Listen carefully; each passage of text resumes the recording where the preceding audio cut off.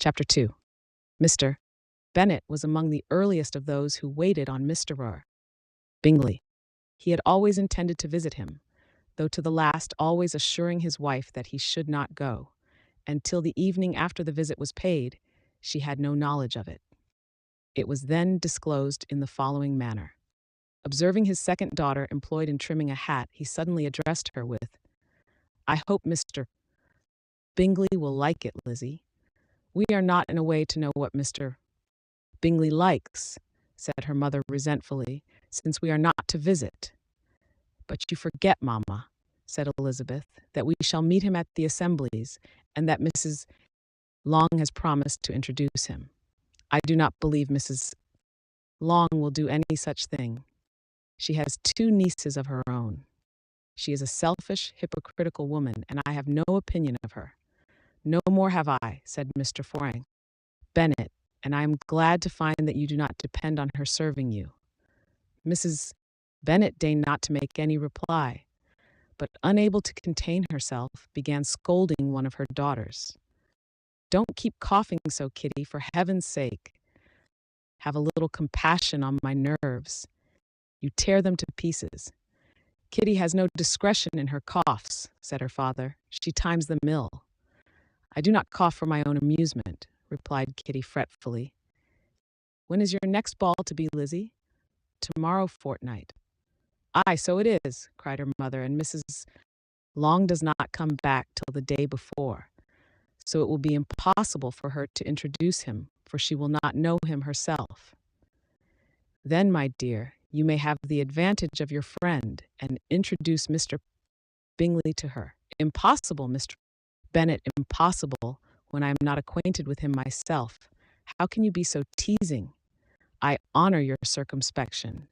A fortnight's acquaintance is certainly very little.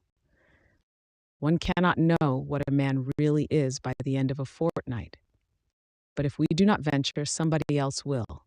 And after all, Mrs. Long and her nieces must stand their chance, and therefore, as she will think it an act of kindness, if you decline the office, I will take it on myself." The girls stared at their father. Mrs. Bennet said only, "Nonsense, nonsense." "What can be the meaning of that emphatic exclamation?" cried he. "Do you consider the forms of introduction and the stress that is laid on them as nonsense? I cannot quite agree with you there. What say you, Mary?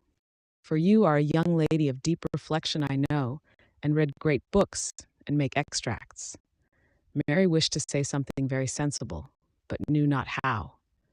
"While Mary is adjusting her ideas," he continued, "let us return to Mr.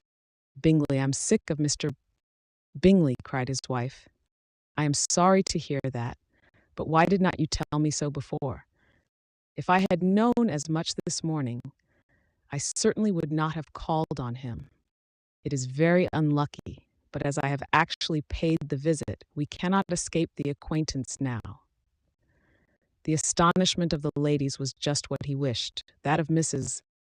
Bennet perhaps surpassing the rest, though when the first tumult of joy was over, she began to declare that it was what she had expected all the while. "How good it was in you, my dear Mr. Bennet, but I knew I should persuade you at last. I was sure you loved your girls too well to neglect such an acquaintance. Well, how pleased I am, and it is such a good joke, too, that you should have gone this morning and never said a word about it till now." "Now, Kitty, you may cough as much as you choose," said Mr. Bennet, and as he spoke, he left the room, fatigued with the raptures of his wife.